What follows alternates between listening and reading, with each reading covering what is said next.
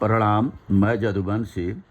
नागरिक देवो भव, लोक सेवकों का मूल मंत्र हो। प्रधानमंत्री जी नरेंद्र मोदी ने 1 करोड़ से अधिक लोक सेवकों को पत्र लिखकर कहा कि नागरिक देवो भव हर निर्णय का आधार होना चाहिए। साथ ही शासन करुणा तथा सेवा भाव पर आधारित होना जरूरी है।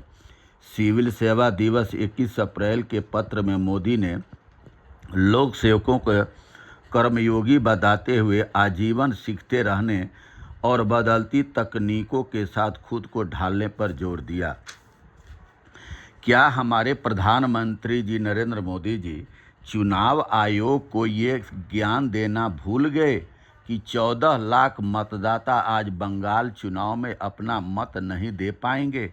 प्रधानमंत्री जी 14 लाख मतदाता से माफ़ी मांगोगे कि आज देश के प्रधानमंत्री नरेंद्र मोदी जी हैं, उन्हीं के अंदर के अधिकारियों के कारण 14 लाख देश के नागरिक वोट देने से वंचित हो गए।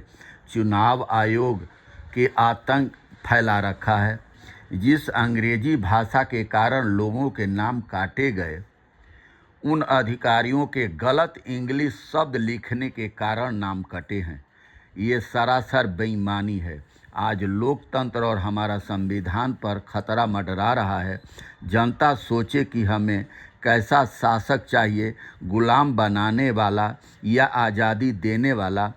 और इसका प्रमाण ये है कि खास तौर से पिछड़ों और दलितों के साथ अत्याचार इतना बढ़ रहा है कि उत्तर प्रदेश में 2018 में शिक्षकों की भर्ती हुई थी और पिछड़ों और दलितों के 69,000 शिक्षकों में से 20,000 दलितों और पिछड़ों के साथ अन्याय हुआ। और योगी आदित्यनाथ को हाई कोर्ट ने भी निर्णय दिया था कि इनके साथ बेइंसाफ़ी हुई है, इनके साथ न्याय करिए। योगी आदित्यनाथ जी न्याय नहीं किए और वो केस सुप्रीम कोर्ट चला गया। और सुप्रीम कोर्ट में आज तक सुप्रीम कोर्ट के जज साहब के पास कुंडली मार करके बैठे हुए हैं। आज तक उनको फुर्सत नहीं मिली कि उनके साथ न्याय कर सके। आज महिला आरक्षण पर बहुत ज़्यादा शोर मच रहा है। जो पिछड़े, आज मैं इस प्रधानमंत्री जी से खुद पूछना चाह रहा हूं कि 2011 की जातीय गणना जो गणना हुई है, उसमें जातीय गणना में पिछड़े वर्ग के लोग कितने हैं, कितने उनकी महिलाएं हैं, कितने पुरुष हैं? आपके पास है?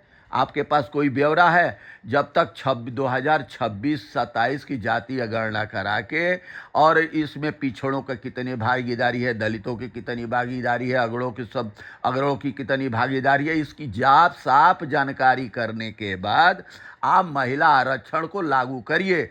और पिछड़ों को 65% पिछड़ों के डर के कारण आप 2011 की जनगणना के आधार पर महिलाओं को आरक्षण दे रहे हैं, कि जिसमें खाली उच्च वर्ग की महिलाएं आएंगी और उद्योगपतियों की औरतें आएंगी, IAS अधिकारियों की औरतें आएंगी और बड़े बड़े नेताओं के परिवारों की औरतें आएंगी, राजघराने की औरतें आएंगी।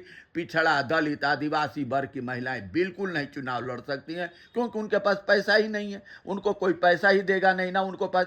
प्रधानमंत्री जी, आप इतना ही महिलाओं के हमदर्दी हैं तो 33% आप अपनी पार्टी के अंदर ही चुनाव लड़ने के लिए महिलाओं को पहले टिकट दीजिए, लोकसभा में दीजिए, विधानसभा में दे दिए, प्रधानी के चुनाव में माने कि जो भी जहां भी चुनाव हो रहा है उसमें आधा महिलाओं को आप पहले हक दीजिए।